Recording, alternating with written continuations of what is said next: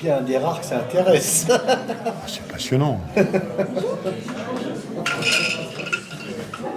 C'est même inédit, je dirais.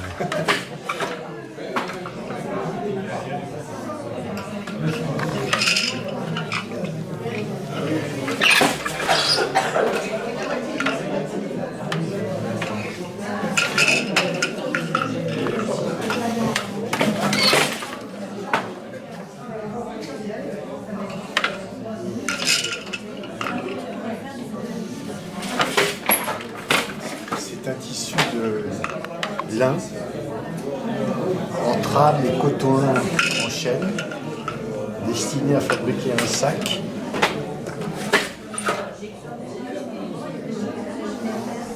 Il faut que je coupe quand même parce que j'essaye d'être un peu régulier dans ce que je fais. On ne veut pas vous déconcentrer. Hein. Vous ne me déconcentrez absolument pas, vous me ravissez, parce que j'ai enfin quelqu'un qui s'intéresse à mon métier. Alors je vais vous montrer, c'est pas extraordinaire. J'en ai déjà fait là, la terminaison est en photo aussi.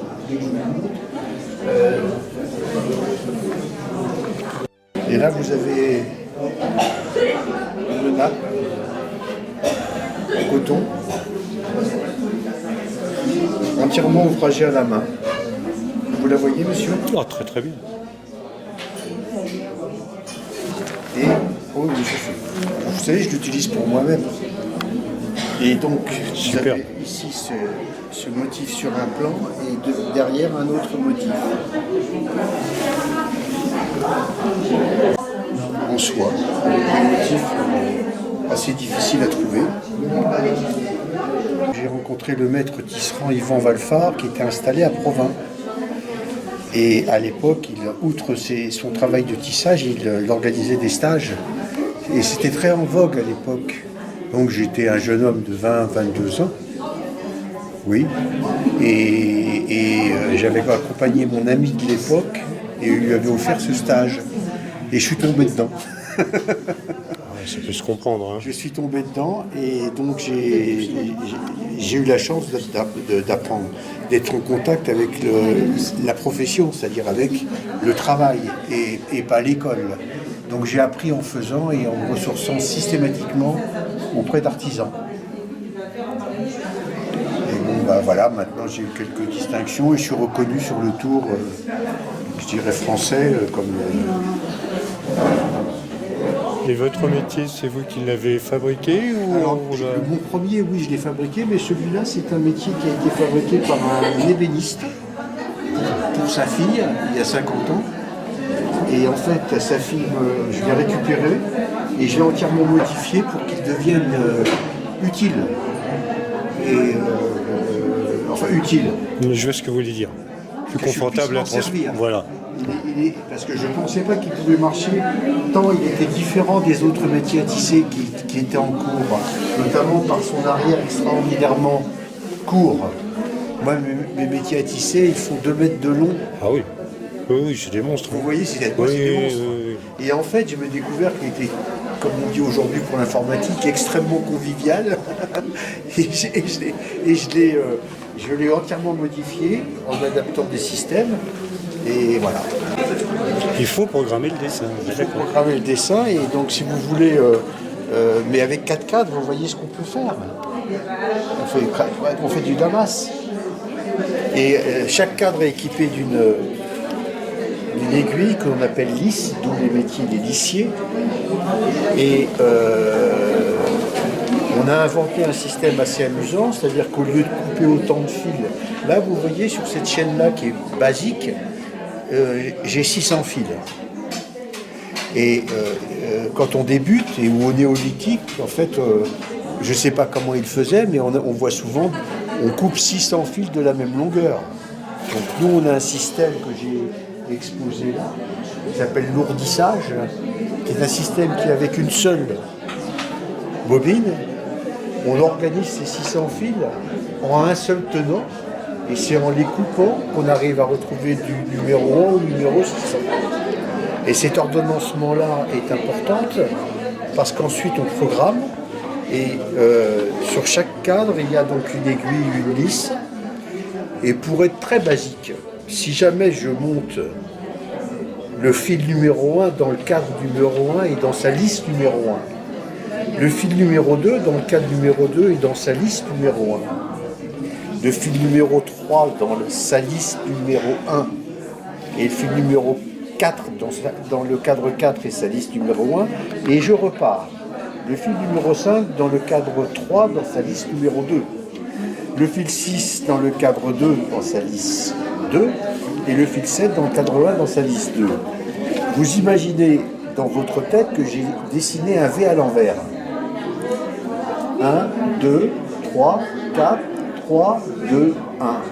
Et ensuite, il suffit, pardon monsieur, que j'aille rechercher, c'est basique, mon montage de fil comme je l'ai organisé, c'est-à-dire 1, 2, 3, 4, 3, 2, 1, pour dessiner le motif que vous voyez là.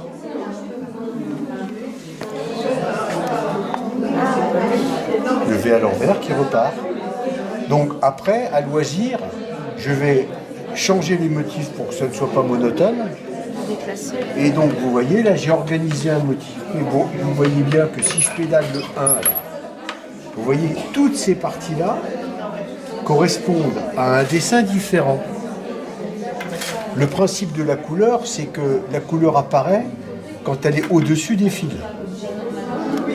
Et la couleur n'apparaît plus quand les fils blancs, par exemple, l'emprisonnent. Et donc c'est par un jeu de pédalage que je vais aller rechercher mes motifs. Et donc je passe ma navette dans ce sens-là pour réaliser mon point. Donc, est-ce que c'est... Donc, vous voyez là, je suis 1, 2. Donc je vous montre juste un exemple, je suis sur un 2. Donc je vais faire 1, 2. Là je fais quelque chose de différent. Mais je sais ce que j'ai dans mon métier. 3. Et puis je vais rompre.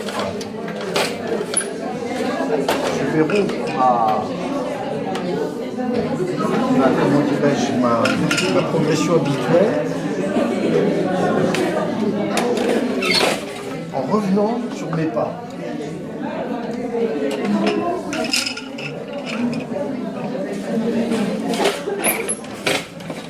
Et vous voyez que là, en revenant sur mes pas, je suis arrivé à créer une rupture qui vous crée maintenant ce motif-là, que vous voyez bien là.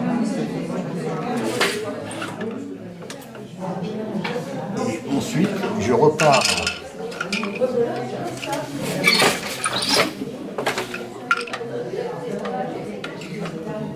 dans une progression.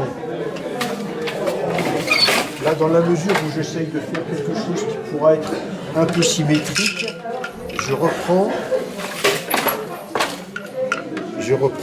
comment dirais-je, l'agencement que j'avais inventé. J'avais organisé ici.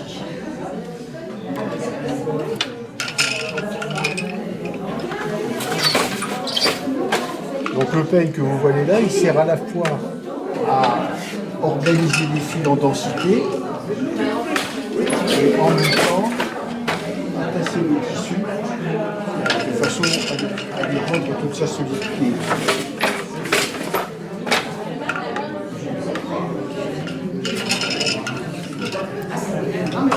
Et vous voyez que je suis reparti avec un motif qui va ressembler à celui-ci. Et donc vous voyez, j'ai une répétition. Mais ça c'est voulu, enfin c'est ce que je fais. Donc je vous avais dit que je vous montrerai le sac. Oui, c'est ça. Pour voir le... Super. Ah, c'est bien. Et là, il y avait un fourreau, vous voyez le motif. C'est parce que c'était trop cool, justement. Il y avait un fourreau pour les épées. Voilà, et donc maintenant je recommence parce que donc j'ai perdu mon travail, le travail de la couturière. Ah oui, mais c'est... Vous voyez, on peut presque se voir à travers. Et c'est plus flagrant avec ça. Mais alors on n'aime pas les couleurs. Moi je fais que des pièces uniques. Je ne fais aucune série. Donc vous voyez. Ah oui. Ah oui. Et soupez-le, madame. Ça sent pas. Voilà. C'est léger. Voilà. Ça c'est un mélange de soie et de mohair. Et la difficulté. Alors en fait on ne le voit pas. Mais j'ai 88 points différents qui se succèdent, que j'ai créés. Ce qui fait que l'armature, ce qu'on appelle l'armure en tissage, n'est pas du tout monotone comme un point toile ou point mousse. Et donc c'est ce qui donne une certaine densité au fil, mais il faut faire très attention de laisser un espace d'air équivalent à l'épaisseur du fil entre chaque fil. Donc une grosse précaution au tassage pour éviter d'avoir des surépaisseurs et des textures. Et le tisserand, c'est pas uniquement celui, alors je le montre. Donc j'ai tissé sur du coton avec un motif qui se répète sur les 5. Ce sont des cétatés. On imagine une tasse blanche en porcelaine, voilà. Et c'est fait avec cette matière-là. Voilà. Et puis, dernière chose, ce qui est plutôt ma passion, c'est le tissage des tissus anglais. Et donc là, vous en avez des bouts, mais là, je suis dans la tradition du tartan. Ah, tout à fait. Vous voyez, et c'est organisé exactement comme le tartan, c'est-à-dire que l'ordonnancement des couleurs, quelles que soient les couleurs, le nombre de couleurs et le nombre de fils dans chaque couleur est régi. Et donc là, j'ai exactement l'organisation du tartan. Voilà. Bon, ben, c'était mignon comme tout.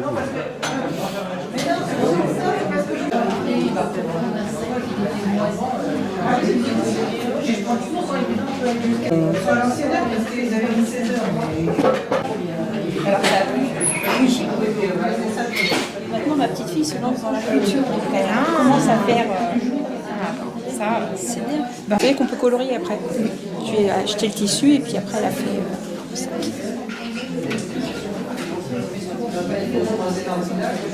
Mais bon, elle débute. Hein.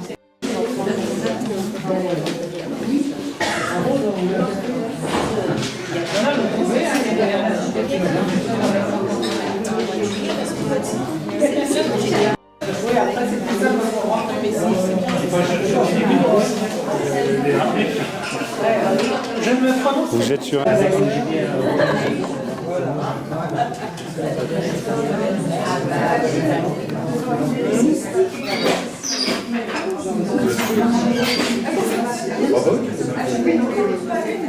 Sale bête.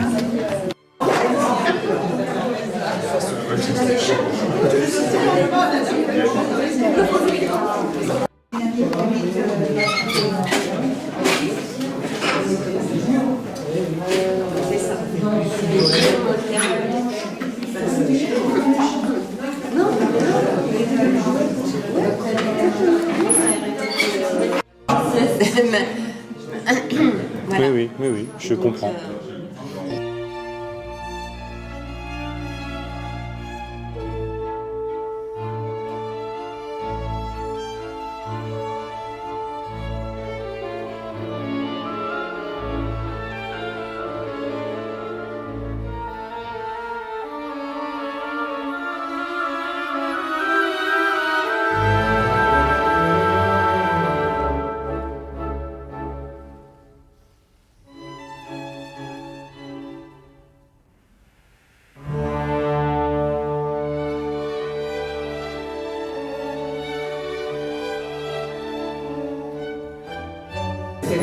Et eux, ils étaient déjà installés. On a pris pour Chanel. Ah ouais. Et puis, ils ont été mis en liquidation, rachetés par des Japonais. Et puis, ça a été la Les petits nounous au crochet. À l'époque, on n'avait pas de slip couleur. Ça finit par... Merci. On voit pas ça partout. C'est original. Regardez, à l'époque, on avait des porte-plumes, on avait 2 porte-plumes à crayon noir. Tout ce qui est crochet, là. Parce qu'ils étaient dans les pupitres. Ouais, c'est mignon, c'est super sympa. Alors que maintenant, à l'époque, c'était gratuit, tout était gratuit. Tout. Ah oui. Même nos carnets de brouillon, on les publiait. Et puis, on avait un chiffon et des couches pour l'armoise. C'était tout. Aujourd'hui, ça devient un sacré budget. Eh oui. On n'avait pas de téléphone. Ah non, on n'avait pas de téléphone. Et on n'avait pas de donc maintenant, que je transmette ça à gauche, c'est très bien, parce que je vais m'arrêter d'ici quelques temps. Donc, à l'âge que j'ai, je ne vais pas continuer pendant longtemps. Personne qui passe. Regarde le beau bracelet, magnifique.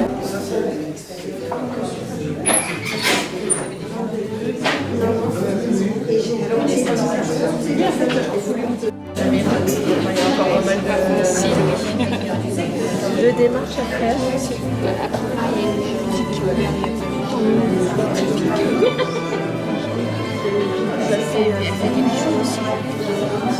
Oui, oui, oui.